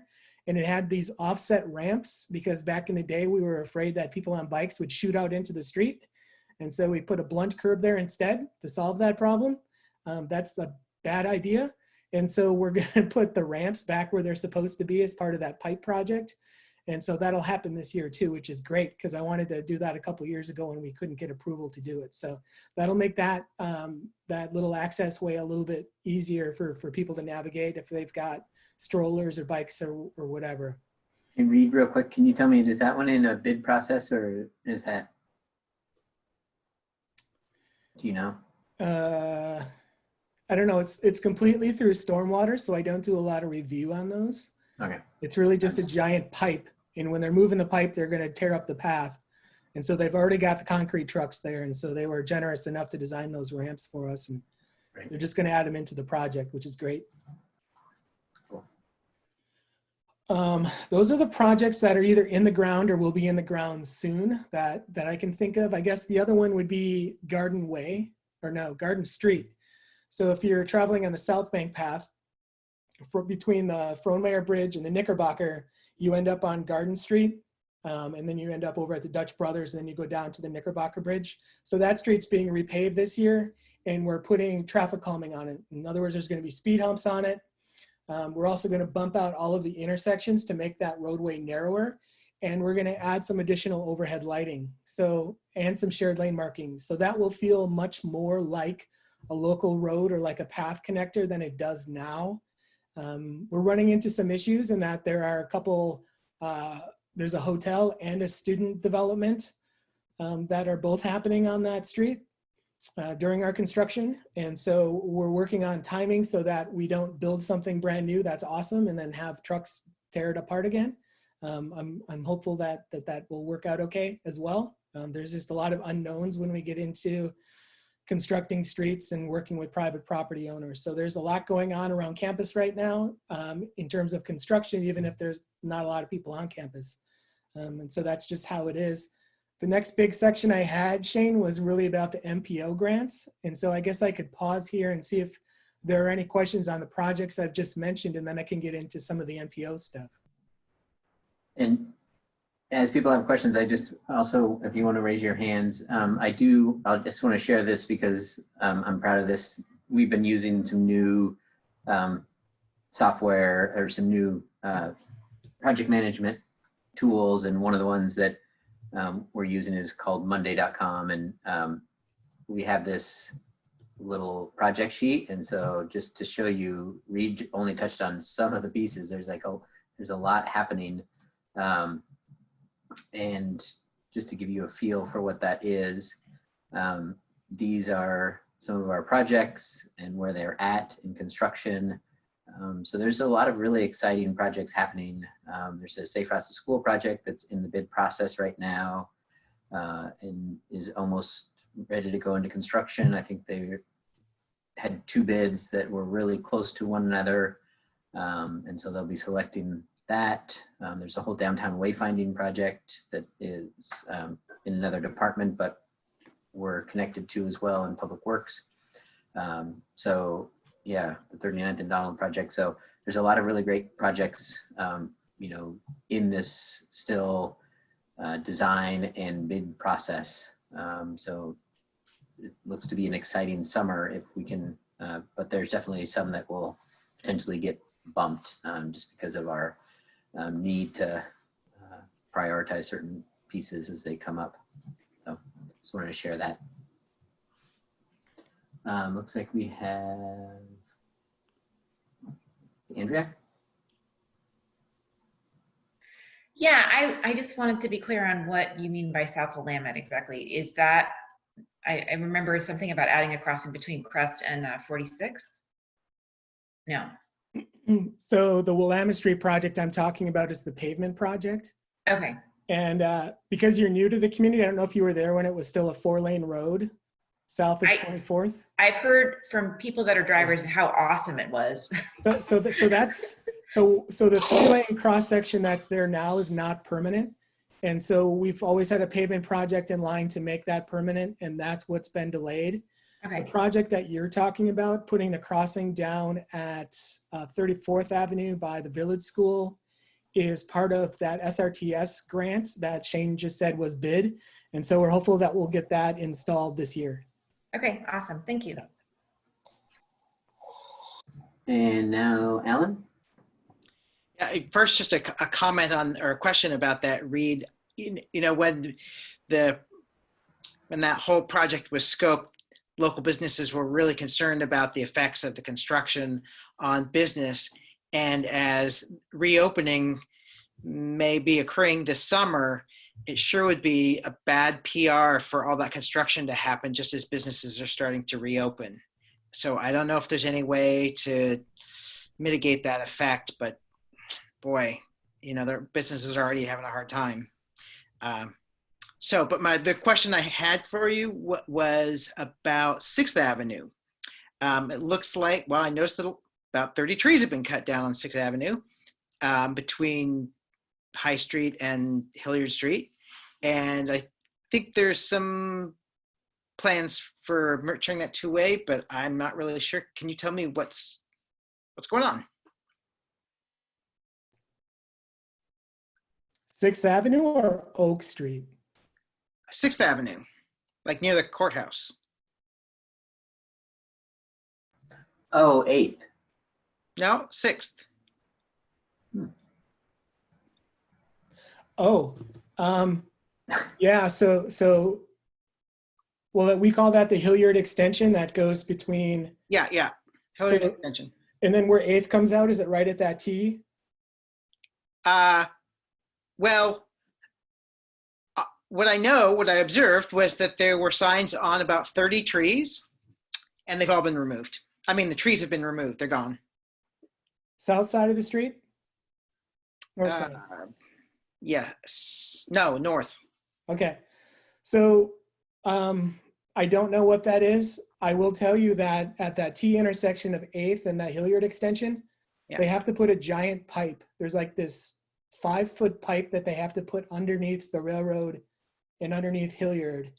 And that's going to dig up the entire northern end of 8th Avenue so that they can get low enough to get the boring machine underneath all of the infrastructure. And that's going to close that whole darn thing for a while. And so I know that that's coming. I don't know what the timeline is. The whole riverfront development has been a little bit on hold recently. I don't know why they would be, I don't know what the tree thing would be about, because we don't have to do any work outside of the curbs to two-way that. It's already 2 lanes. Our intention was simply to two-way it. And there will be no additional driveways, and so that wouldn't have been a concern. I'm stumped. I don't know. You could call 682-4800 and just ask for a return phone call and say, I noticed these trees are all gone. What's going on? Because I have no idea. Yeah. Okay. Thanks.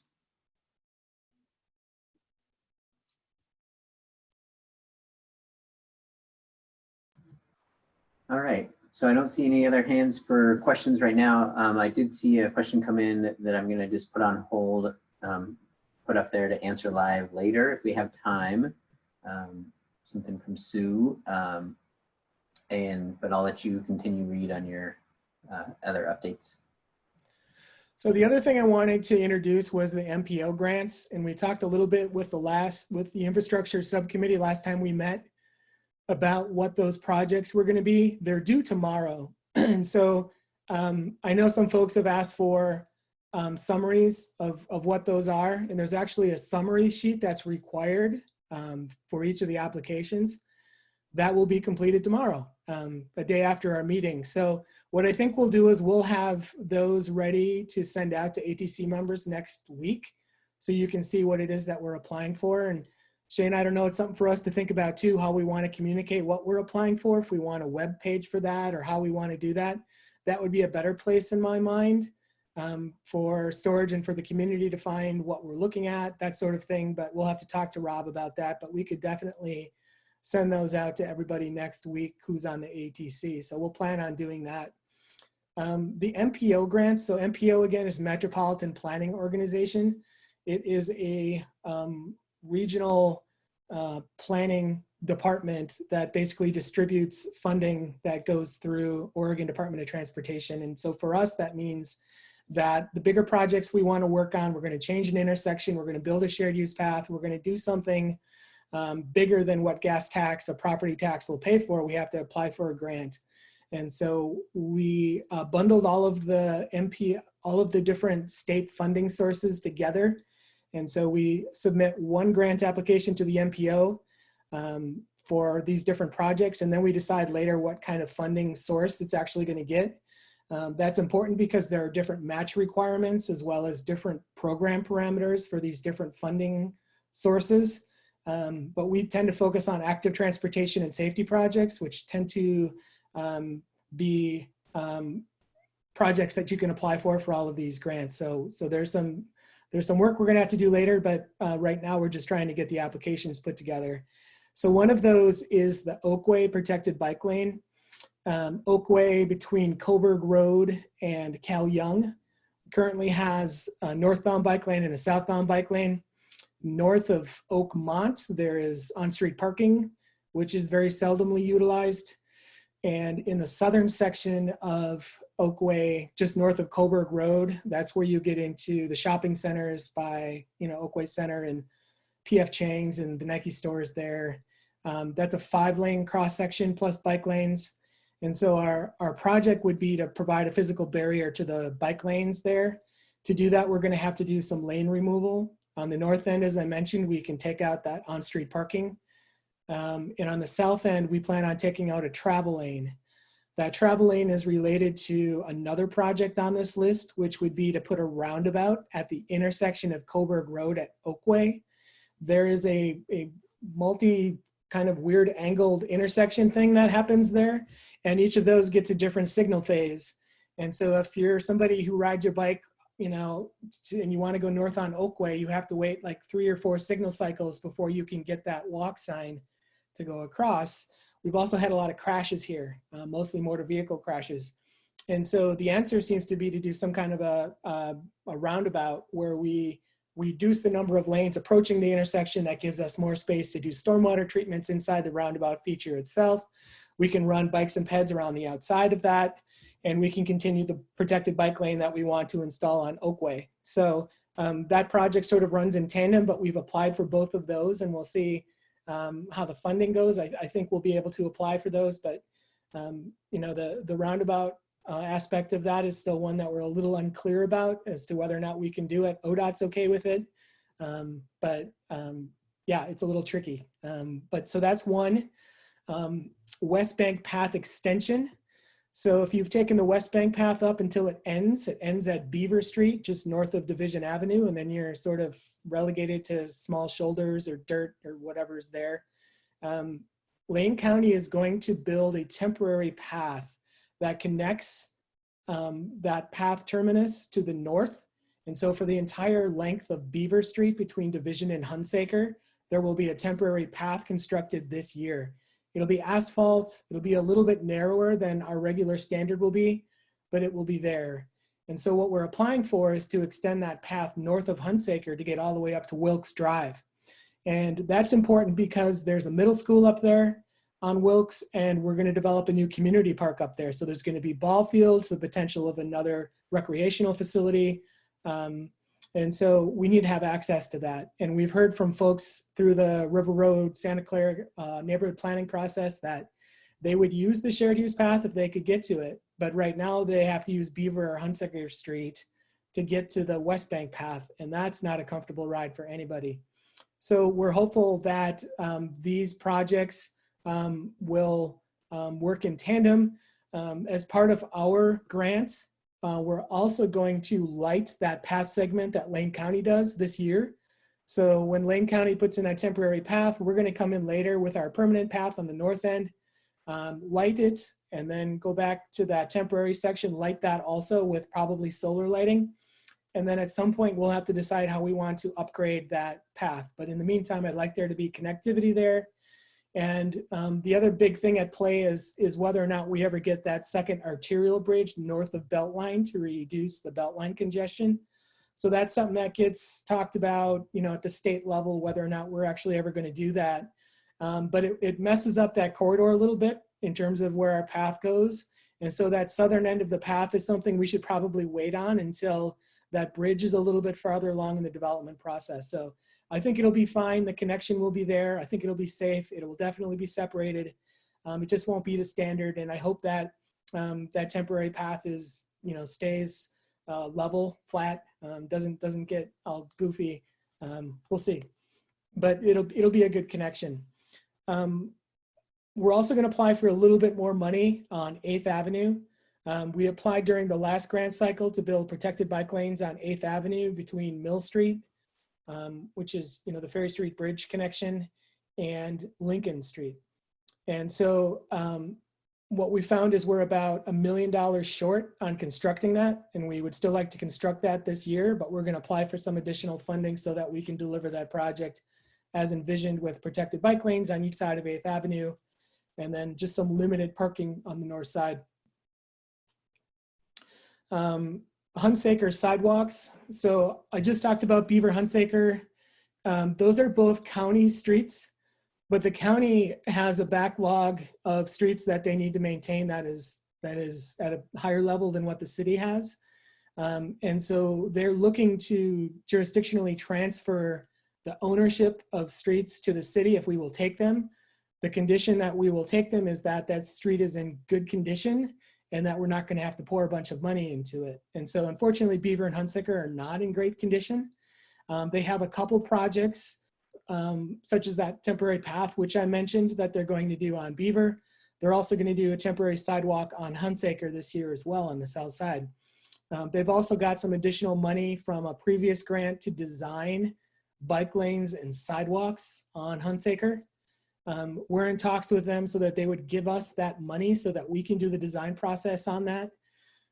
Our grant is to build that cross section so that there are 2 travel lanes, 2 bike lanes, and 2 sidewalks on Hunsaker from River Road all the way to Beaver Street. And so we would design and build that project hopefully in 2023 or 2024. And with that, we would probably take jurisdictional transfer of it. So that's sort of a long way of saying we're trying to get sidewalks on Beaver Hunsaker.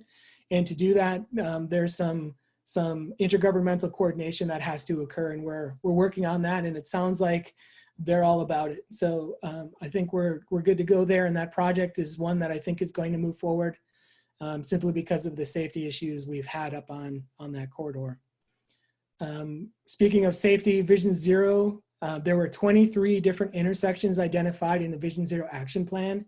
What we would like to do is we would like to hire a consultant to analyze each of those intersections, tell us what should happen there, do sort of a pro forma to let us know what the cost implications are of fixing those intersections, and then be able to put that right into the TSP. What that allows us to do is to apply for funding for each of those intersection projects. And it gives us a little bit more surety that this is the approach that we want to take with each of these intersections. And so instead of doing 23 independent community planning processes, we can do fewer than that potentially, just depending on where they're located. So we need that analysis to be performed, and we're going to apply for a little bit of planning funding to do that. And then I think the last one I wanted to talk about, Shane, was smart trips, and I think you're applying for that, right? Yes. Yeah, perfect timing, because I was just going to say we have a few more minutes left on this piece, and then we have some time for info share, and I want to get to potentially a question and also introduce Cass. I want to introduce you if you're interested and able, so I'm going to bring you on in a second here. But yes, one of the other pieces that we're applying for, and just to be clear, this is MPO funding, as Reed mentioned, that is for 2022 to 2024. So we're looking at the funding for that cycle. And so we are putting in a funding request for a 3-year, 2022, 23, and 24 for a new Smart Trips program. It's going to be a Smart Trips New Movers program that focuses on people who move either within the area or from outside of the area. So basically anytime that someone's moving, if any of you have moved, you know that you get all this mail from Home Depot and different companies offering you coupons. Well, we will target you when you move and offer to give you lots of free transportation goodies and talk to you about your move and ask you about your transportation options. So we give people incentives and offer to provide them some resources for making a new choice around transportation options, because as has been shown that when you make a move like that, you tend to be more open to making lifestyle changes. And so it's a good time to reach those people. So we would do a campaign working on new movers for 3 separate years. And then also a part of what we're going to do is called mobility options, where every time we do some new infrastructure project, we have a lot of great projects that we're funding, and we would do a marketing campaign around those projects so that when we have all this community outreach that happens before, and this is basically marketing everything that we build. So when we put in a great new protected bikeway, or a new infrastructure project, that we actually do some great outreach to tell people about it and why it's great and why they should use it. So that's some of what we're applying for Smart Trips in 2022 to 2024. Point to Point was going to apply for some Smart Trips style program with U of O, and we're talking about the potential of teaming up with LCOG or filling up any gaps that they might have. And so that could be incorporated in some way, but we're definitely looking at some potential helps and assists any way we can in that form. And Cass, I'm going to bring you on if you want to do a quick introduction before we jump into info share. So I'm really excited to introduce Cass Casados. She is our new programs coordinator. So she's helping with a lot of transportation options programs, and I'll let her introduce herself. Hi, everybody. My name is Cass Casados, and I'm a new member of the team. Very excited to potentially be working on whatever new iteration of Sunday Streets we may be doing this year. Hopefully something along the lines of slow streets for Eugene. I came from the city manager's office and where I worked as staff to city council. This is more of the work of my, that's very joyful for me to do. So I loved working with City Council. It was a great place to be. And this is very, very fun for me. So I'm really excited and look forward to working with you all. Awesome. Thank you, Cass. Yeah, it's been great having Cass on our team. Our team has grown in some fun ways in the last year. And so it's interesting to be going through this big change and having all this different support. And Cass has really helped me out a lot on this transition from our Smart Trips and Sunday Streets and thinking about the slow streets possibilities. And it's great to have her energy and passion and support. So it's great.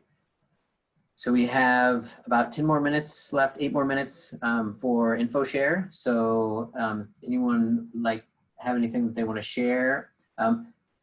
Really quick, I do just want to see if I can answer this question really quick from Sue that said she's been surprised at the extensive intersection construction on 13th at Pearl. It's been underway for weeks, and what exactly is changing? Wasn't it already ADA compliant? I believe, so Reed could probably answer this better, but I'll just say, it seems, there were ramps, but they weren't up to current standards. So everything is being brought up to current standards. Anytime we do a construction project, we have to bring it up to the most current standards. And so that's what's being done here. Yeah, and we're also putting in new foundations for new signals. So the entire 13th corridor is getting new signals, and that's partially because the protected bikeway will have bike signals. And so we're getting all new detection. We're getting a smarter system that knows if there's people there or not. And so there's all new wiring. We're gonna have to tear up the street anyway to run the conduit underneath. We had to do the ADA upgrades because we were already tearing up portions of the street. So that's one of the reasons these projects take so much money and so much time to deliver, is because it's not as simple as putting in a new stripe for a bike lane. You actually have to rebuild a substantial portion of the roadway. And our policy is if we're going to fix one side of the street, we're going to fix the other side of the street. So we're going through right now and we're fixing that entire south side of 13th Avenue, even though we're not touching it with our bikeway project. And that's just part of the game we have to play with the federal funding that we have. Great. So any info share? Looks like I've got Andrea. Yeah, so I just wanted to remind people, I'm sure you already know, but next Wednesday, May 20th is the Ride of Silence Worldwide Day, which is for bicyclists that have lost their lives. And I know we have a ghost bike on around, 13th and Willamette, around where the FedEx building is. So I just want to remind that, because I certainly have had friends, that have had accidents and lost their lives. So I just want to remind, it's a 7 p.m. local time, and I know we can't do a group ride, but if you want to get out and do a slow ride just to remember somebody, I think that's awesome. And otherwise, there's a rain date, 10 a.m. on the 23rd. Thanks, Andrea, for saying that. And I will mention that we have traditionally held a ride. Marina and I worked on doing a ride with the Minor family who have the 13th ghost bike, and then Marina, who lost her son Vaclav on Bailey Hill, and so that's where we've traditionally started our ride. So if anyone wants to do that ride, maybe I'll post that map of the route that we've done in the past, and if people want to do that route or some other route on their own, they can do that. Let's go with, I'll get you Marina in a little bit. Let's go with Josh. Sure. I just wanted to share something that's really exciting for me that's happening on campus. Anyone who's ridden the stretch of East 13th Avenue from about the EMU down to Agate Street knows that it's a death trap at the moment. Well, starting Monday, we'll be fixing that. So we're going to be repaving a section of the street. We're not doing the whole stretch, unfortunately, but we're getting the worst bits. And as part of that, we're going to be repainting some crosswalks in a much more visible fashion. We're going to add sharrows to the length of the street. There are some there already, but others have degraded along with the street. So we'll be replacing those with the more visible green-backed sharrows that we put on University Street last summer. And we're also going to try something new, which is removing the center line on that portion of the street. So it's sort of created vehicle lanes where vehicles feel much more comfortable going more quickly. And we're hoping by removing the center line, it'll feel much more like a neighborhood street. So I'm very excited that that project is happening. I've been pushing for it for a couple of years now. So wanted to share, and hopefully you guys get a chance to ride it after it's done and you can provide some feedback.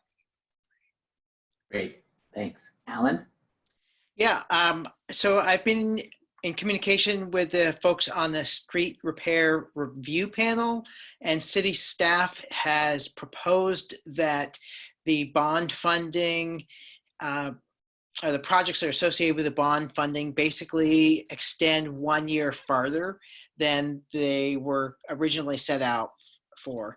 And while I haven't seen the final proposal or know if that's actually been decided on, it was a good month ago, the idea or the reason behind it was largely because the partnering institutions such as eWeb, and I don't know what all the other institutions that were involved with the projects often weren't able to meet the schedule that the city had for those projects. So they didn't really think that the schedule was going to be achievable anyway. So if you have any questions about it, let me know and I try to find out more answers.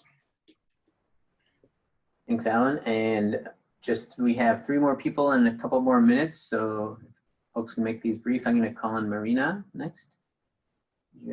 Yes, I just wanted to mention about the right of silence. The organizers left it to every city's discretion to decide if they wanted to do organize a ride. With the COVID-19, I thought, and well, my thoughts, and I had told you before, I think I mentioned to you, Shane, that I probably wasn't going to organize this year because I wanted to focus more on his life than his death. And I thought, well, maybe as this happened with the COVID-19, and I thought, well, let's leave it like it is, and there won't be a ride. But I just want to let everybody know today is his birthday. He would have been 23 years old. And I was telling my daughter, what do you want to do today? And we thought to bake his favorite cake, but then I thought, well, I will be in the meeting, and why not to spend it with a group of people who really care about making a difference about safety on our streets. So thank you to all.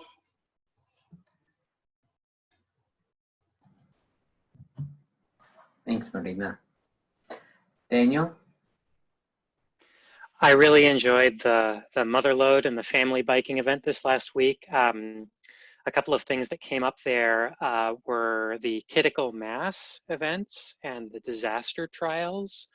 So I'll probably bring this up with the programs committee, but if there's anybody else that has some knowledge, I'd love to talk to you about it. I'd be happy to. And Robert? Yeah, I just had a quick question for Josh, following up on the 13th Avenue construction. Do you know if they're still gonna, with the removal of the lines, if they're still gonna allow for delivery trucks to park along I guess it's the south side of the street? Yeah, unfortunately, they need to continue to deliver to Carson Hall there, and there's nothing we could do to change that. One of the hopes is with Sharrow placement and the removal of the center line, it'll be easier to get around them and be more visible as you come down the hill.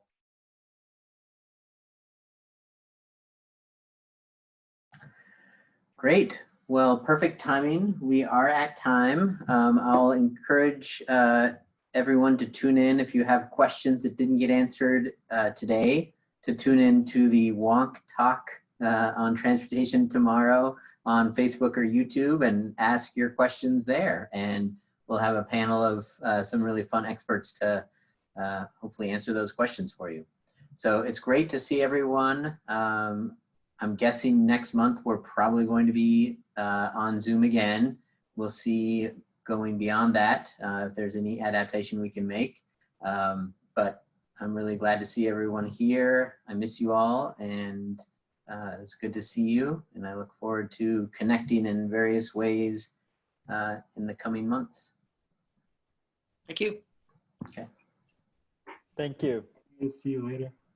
Bye. Good night.